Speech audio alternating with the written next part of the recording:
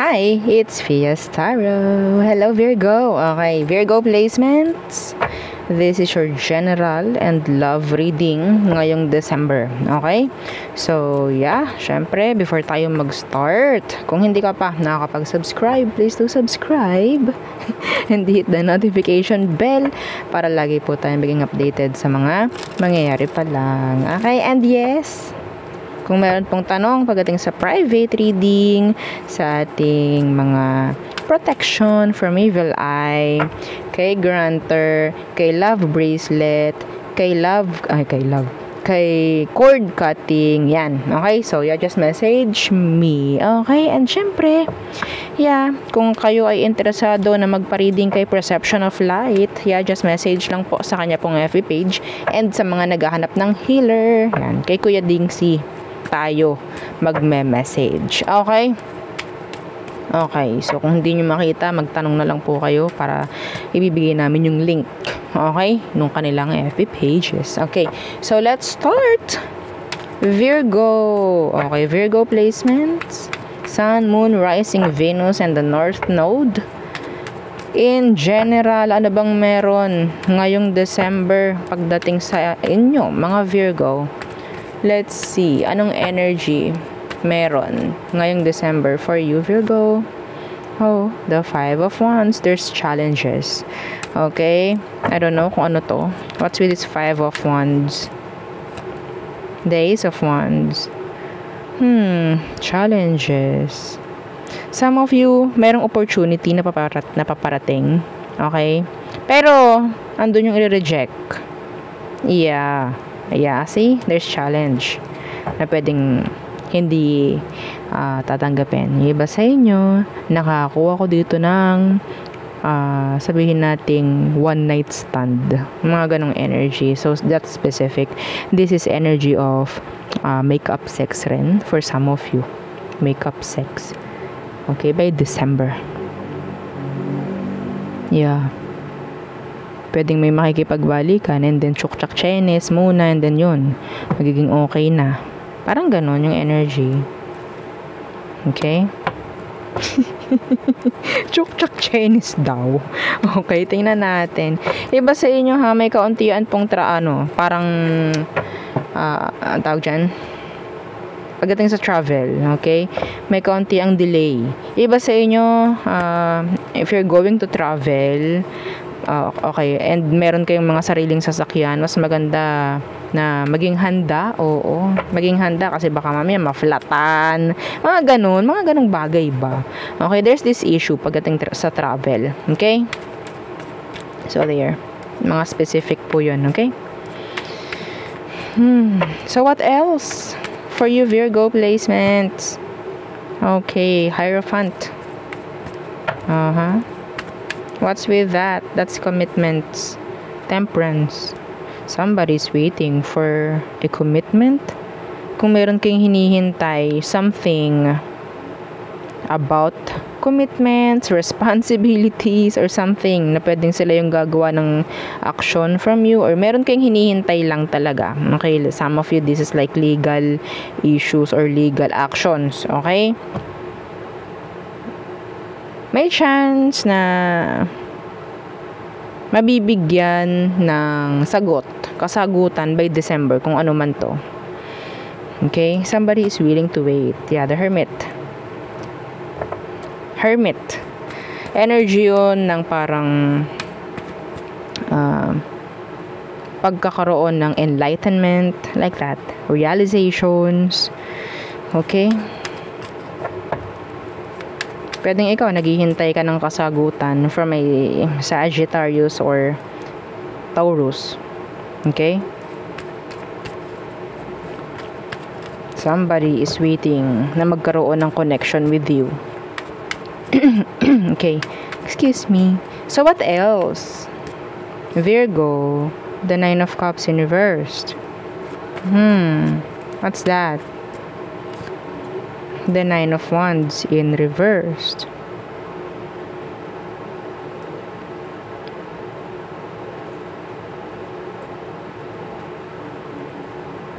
Some of you, ikaw itong parang sabihin nating magpapahinga. Okay?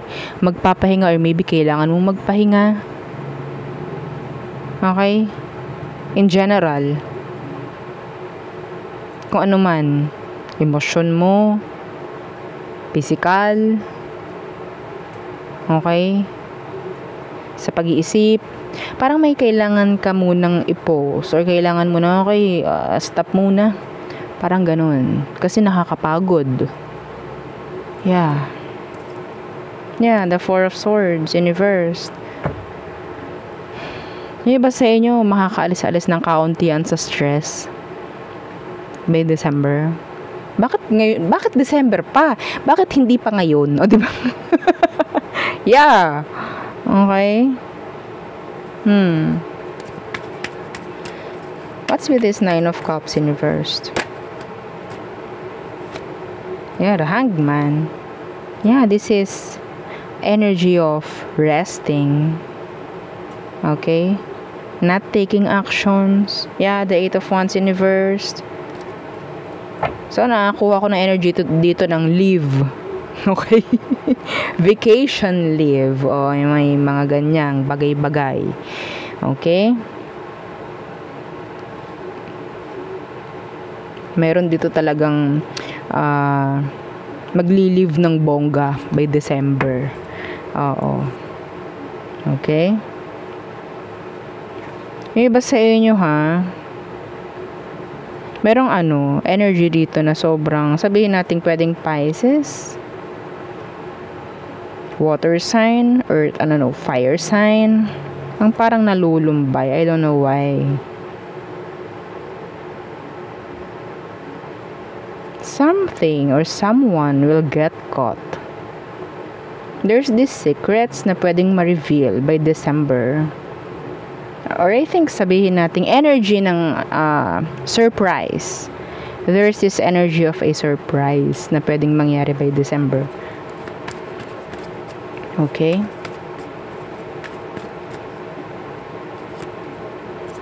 May uuwi. Ayun, specific, may uuwi. Galing malayo, galing ibang bansa, maybe. Okay? So, that's too specific. Yeah. Anyway, so yun ang aking mga nakikita, ha. Yeah, may mga uuwi. Ang dami. Ang dami. Yes. Yung iba sa inyo, pwedeng merong surprise and ang sasabihin, uy, hindi ako makaka-uwi, ay, hindi ako makakarating, ay, hindi ako makakapunta. Pero, ang totoo lang dito, gusto lang nila ikaw sorpresahin. No? So, ang nangyari, hindi na yun surprise. Kasi, sinabi ko na, o, diba? Ay, nako. So, in general, there's this surprise coming in by December. Yeah. Na matagal mo nang hinihintay. Some of you, you're expecting something na pwedeng merong someone na magbibigay ng gift sa'yo, something like that. Okay? And pwedeng alam mo, ay, hindi niya mabibili yun, or sabihin natin, ay, hindi ko kayang bilihin yan para sa'yo. Parang mga ganong bagay ba? Okay? I'm sorry. Yeah. So, hindi na yun surprise, no? I'm sorry. Anyway. So, there. So, tayo tumungo na. Virgo, tayo ay tumungo na sa person on your mind. Okay, Virgo. Again, don't forget to like, share, and subscribe habang ako ay nagsha-shuffle. Okay? So, yeah, big help yan sa channel. Thank you. Okay, Virgo, who is the person on your mind? Anong meron sa kanya, Virgo? The Fool. Some of them, pwedeng Aries. Pwedeng may nag-start. Okay? Sa inyong dalawa. What's with that? The Fool. Yeah, Death in reverse. Meron ditong nag-start. Pero I think this is someone na pwedeng Scorpio. Pwedeng gusto nitong taong to is magkaroon na ng new chapter sa inyo. Ayaw na nito ng cycle. Ayaw na ng repeat. Okay? Some of you, nanggaling kayo sa separation and now they're reaching out. Or maybe they're making actions na pagdating sa inyo. Pwedeng nag-reach out na nga tong taong to. Okay? They want cooperation with you. They want, sabihin nating pag-uusap, makita ka, something like that. Yeah. Okay? You want something, sabihin nating new chapter, okay, pagdating sa taong to. Some of you want to take risk pagdating sa kanya, or pwedeng vice versa. You want to see this person, I think. Some of you want to see them, you want to travel para makapunta ka sa kanya, something like that. Okay, let's see anong situation ninyo, Virgo. Okay, the King of Wands in reverse. Why? Okay, what's that? King of Wands in reverse. Queen of Wands. Hello! Okay. The Five of Wands is here in reverse. The King of Swords in reverse. The Wheel of Fortune. Okay, so nandito kayo. Okay, nandito kayong dalawa. Sitwasyon.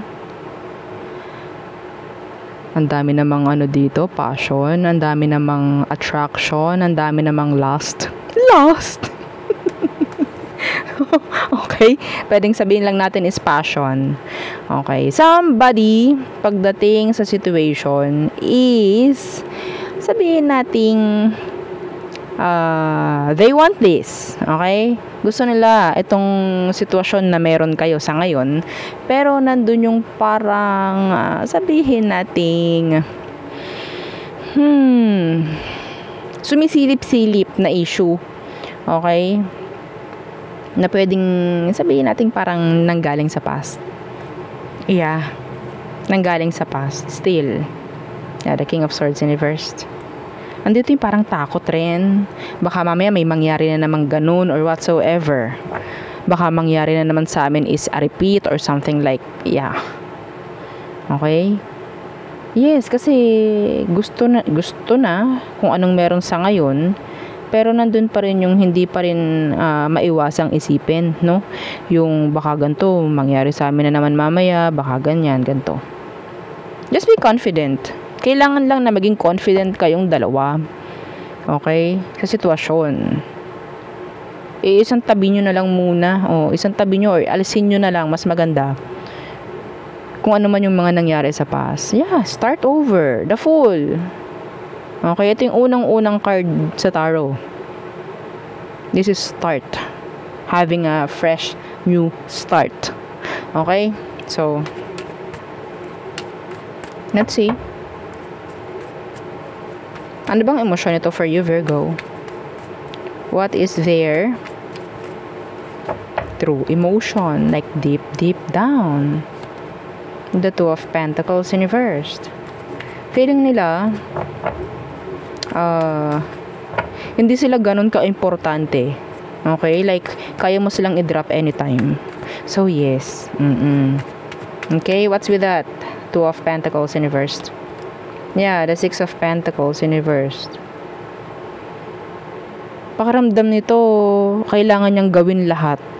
Okay, yeah, because they're not that confident enough, no, sa situation ngayon. Like, meron pa rin like, kukulbit-kulbit sa sitwasyon pagdating sa kanya na, baka ganito mangyari, baka ganito. So now, emotion nito for you is, sabihin natin, andun yung takot, no? Nandun yung takot, yeah. The Sun in reverse, the Lovers in reverse. May takot ito. They're not healed, Virgo. They're not healed. Okay? Gusto kasi ng taong to na ma-fix lahat sa inyo. Mabago kung ano ng mga dapat magbago. Okay? So, ang mangyayari dito, parang ang ganap is one-sided. Okay? Unfair, parang ganun. Ganun ang emosyon ng taong to ngayon. Kailangan kong gumawa, kailangan kong may patunayan ako dito. Parang ganun. Yeah. Okay? So, let's see. What is their next action towards you, Virgo? Next action. Yeah, the Lovers in reversed. Yung iba sa inyo ha, yes, nandyan yung pagbabalikan. Gusto ng taong magkaroon ng pagbabalikan, pero hindi ko nakikita na totally magre-reconnect kayo as like sabihin nating magkarelasyon. Okay? So, yun ang nakukuha ko para sa next action niya, the Lovers in reversed. Yeah, the Knight of Swords in reversed. The Six of Wands. Itong taong to, nagja-juggle siya. Yeah, nagja-juggle siya. Hindi kasi siya sigurado. Hindi siya sigurado, Virgo. They want victory. They want you. Napaka-importante mo pagdating sa kanya. Pero sila mismo yung parang takot eh. Okay? Andun yung tendency na parang nakakulong pa rin siya. Okay? Doon sa nakasanayan niya. Sa inyo noon. Opo. Okay?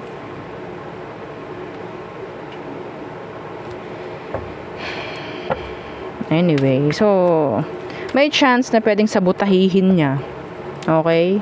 Yung connection na meron kayo sa ngayon. Mangyayari dito, hot and cold, inconsistent, itong taong to, sa kanyang pakikipag-usap sa'yo, maybe chats, yan, mga energy niya is hindi consistent. Okay? Siya kasi mismo eh, yung parang takot dito sa connection. May takot siya.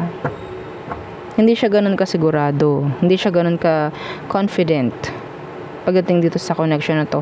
Pero they want you. They want you. They want your ass. Okay? Kasi nga, yes, lahat gagawin ito eh. Lahat gagawin niya.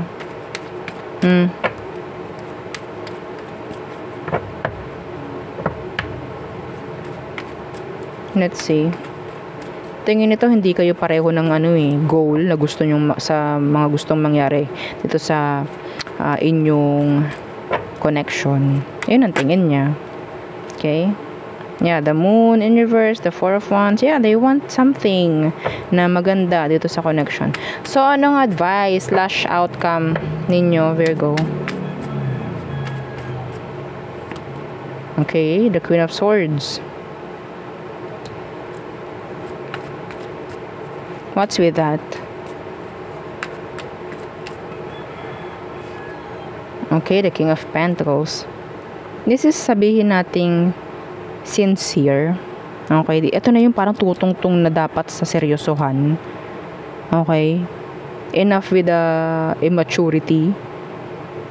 Enough with the BS. Okay, this is the right time para magkaroon na ng improvement, magkaroon na ng maturity dito sa connection nyo na to. Okay? Yeah. Pagkakaroon ng rules, pagkakaroon ng sabihin natin maging open, like transparent sa isa't isa. So maybe, kaya siya ganito, hindi niya alam kung anong gusto mo. Okay? Yeah. Para siyang nangangapa. So, ang kailangan dito is maging transparent.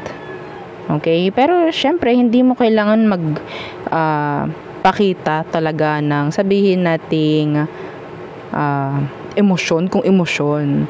No? Hindi dapat eh. Sinasabi dito, just stay guarded. Guarded. Okay? Yeah, marami pa tong Virgo, ikaw yung parang may responsibilidad, no, na may kailangan gawin para meron siyang matutunan. Okay, pero hindi naman lahat is kailangan mong ipaalam, ituro sa taong to kung anong dapat niyang gawin. Okay, they're growing. Yeah, they're improving naman. Kailangan lang nito ng alalay, Virgo. Kailangan lang niya ng alalay, kailangan niya ng opinion mo, kailangan niya ng clarity pagdating sa situation ninyo, something like that. Okay, kung anong mga kailangan niyang malaman, kung anong mga kailangan niyang maramdaman rin. Okay? This is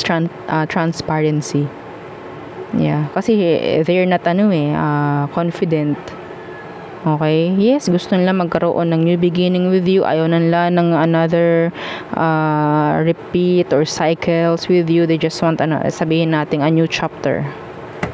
Okay? A new chapter.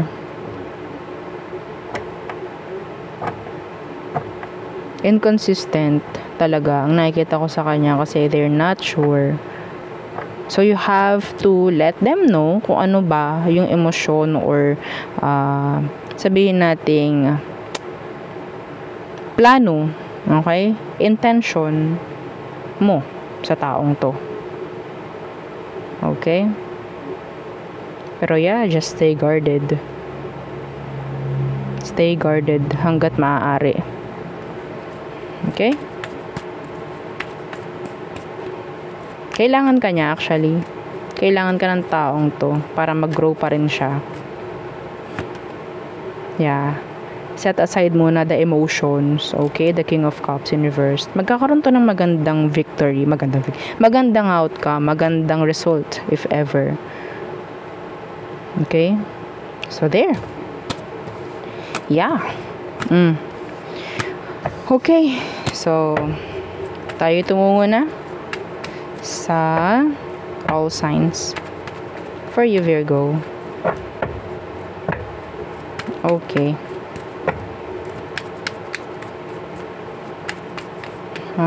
Aries, you're okay. So, may nangyari ditong sabihin nating unfulfilled. Okay, there's this unfulfilled dreams maybe. Okay, may panghihinayang dito. Some of them, pwedeng you're the one that got away ng taong to. Okay, Taurus, they're manifesting you. They want communication. Gemini, there's a lot of drama here. Some of them, they will get your attention. Okay, like by putting something na pwedeng makakuha ng attention mo sa online. Parang ganyan. Cancer, so, may chance na pwedeng nuwalayo na yung emosyon ni Cancer sa'yo. Okay. Leo, they want to end the no contact. Lalo na kung mayroon kayong, if you're in no contact right now. Okay. They want to end the no contact. They want to reach out. Alam nila kung anong mawawala sa kanila actually. Virgo, okay, so nandyan yung energy ng dropping. Libra, there's this unfinished business. Scorpio, they're doing nothing. Okay, doing nothing, a little to no action coming from the Scorpio. Sagittarius, there's lies, secrets, unclear pagdating sa sitwasyon.